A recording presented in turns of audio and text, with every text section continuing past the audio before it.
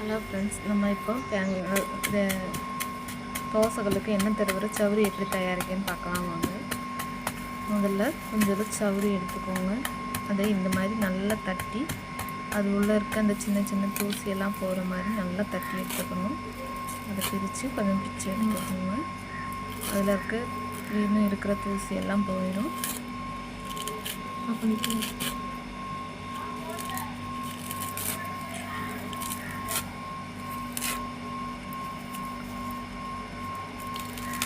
இப்போ இதில் இருக்க தூசியெல்லாம் நல்லா போகிற அளவுக்கு நம்ம சின்ன சின்னதாக பிச்சு எடுத்துக்கிட்டோம்.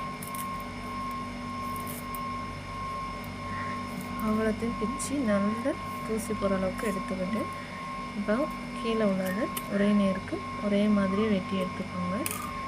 இப்போ ஒரு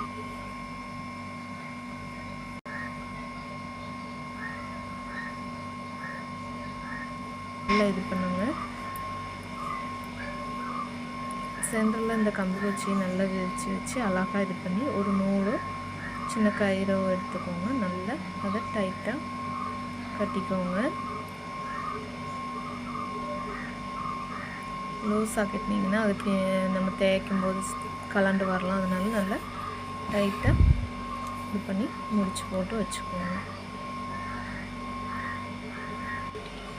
நல்லா டைட்டாக போட்டு முடிச்சுட்டு இப்போது இதில் மேலே இருக்கிறது சவுரியை ஒரே மாதிரி ஒரே நேருக்கு அழகாக ஒன்றா கட் பண்ணி எடுத்துக்கோங்க.